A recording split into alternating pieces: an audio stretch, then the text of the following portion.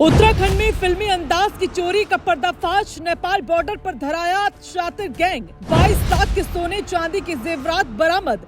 चोरी में इस्तेमाल बोलेरो जब्त। देवभूमि में मकसूद शेख ने किया हाथ साफ। नेपाल बॉर्डर पर हथकड़ी लगी। उत्तराखंड में अपराध की स्क्रिप्ट बदली।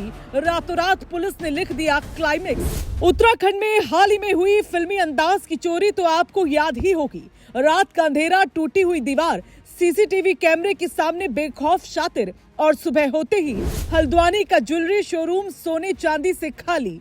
अब इस सनसनीखेज चोरी पर सबसे बड़ी खबर सामने आई है। पुलिस ने गैंग लीडर समेत 4 शातिर चोरों को गिरफ्तार कर लिया है। नेपाल बॉर्डर के पास से गिरफ्तारी, 22 लाख रुपए के जेवरात बरामद, इंटरस्टेट गैंग का भंडाफोड़। ये वारदात हुई थी हल्द्वानी के मुखानी क्षेत्र में, जहां राधिका ज्वेलर्स नाम का शोरूम चोरों का निशाना बना। 19 दिसंबर 2025 की रात 21 दिसंबर की सुबह 10:30 बजे तक अज्ञात चोरों ने पड़ोसी दुकान की दीवार तोड़कर शोरूम में सेंध लगाई। जब शोरूम मालिक नवनीत शर्मा पहुंचे तो सामने था खौफनाक मंजर। अलमारियां खाली, डिस्प्ले टूटा और करोड़ों की मेहनत गायब। तहरीर में साफ लिखा गया, 20 से 25 किलो चांदी, 300 से 400 ग्राम सोना, 20 से 25 हजार रुपए नगद। इतनी बड़ी चोरी ने पूरे हल्द्वानी को हिलाकर रख दिया। मामला दर्ज होते ही नैनीताल एसएसपी मंजुनाथ टीसी खुद एक्शन मोड में आए। एक साथ कई स्पेशल टीमें बनाई गई। SOG, surveillance, local police. जांच के दौरान सीसीटीवी फुटेज में एक बोलेरो बार बार संदिग्ध तरीके से आती जाती दिखी। यही बोलेरो चोरी में इस्तेमाल हुई थी। जैसे जैसे जांच आगे बढ़ी, वैसे वैसे एक के बाद एक परतें खुलती गई। गैंग के तार जुड़े थे उत्तर प्रदेश, महाराष्ट्र, झारखंड और नेपाल बॉर्डर से। सबसे बड़ा इनपुट यही मिला, चोर नेपाल बॉर्डर की तरफ मूव कर रहे हैं। पुलिस ने बॉर्डर पर जाल बिछाया और फिर 4 जनवरी 2026 की सुबह नेपाल बॉर्डर के पास बनबसा पुलिस ने 4 आरोपियों को मौके से गिरफ्तार कर लिया। राधिका ज्वेलर्स में जो एक प्रोफेशनल काम हुआ था, प्रोफेशनल तरीके से बगल की जो दीवार से नकबजनी करके राधिका ज्वेलर्स में एक भारी एक बहुत चर्चित एक वारदात हुआ था नकबजनी का। और विभिन्न प्रकार की सोने और चांदी की आभूषण और चांदी की जो गिट्टे जो गायब हुआ था, उसके संबंध में जो है हमारी टीम्स एक्टिवेटेड थी।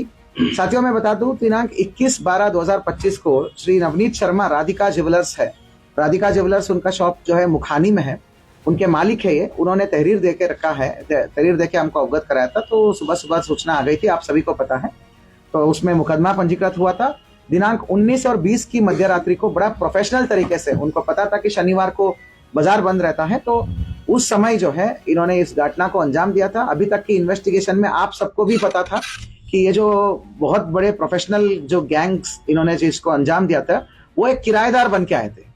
बगल के कमरे में, बगल का जो दुकान में एक ऐसे किराएदार आके एडवांस भी दिया था, पूरा किराए पे लिया था, प्रॉपर किराया जमा करे थे।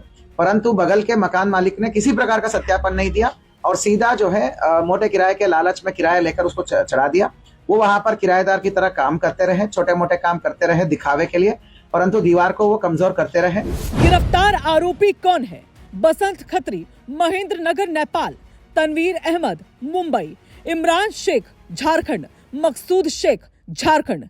Gang leader. पुलिस ने आरोपियों से 54 ग्राम सोना, 7.245 किलो चांदी, बोलेरो यूपी 31 AU 5867 बरामद कर ली गई। पूछताछ में गैंग लीडर मकसूद शेख ने कबूल किया वो पहले भी रांची, सूरत में चोरी की वारदातों में शामिल रहा है। अब उसका पूरा क्राइम रिकॉर्ड खंगाला जा रहा है। क्या नेपाल बॉर्डर अपराधियों का सेफ रूट बन रहा है? क्या उत्तराखंड इंटरस्टेट गैंग्स के निशाने पर है?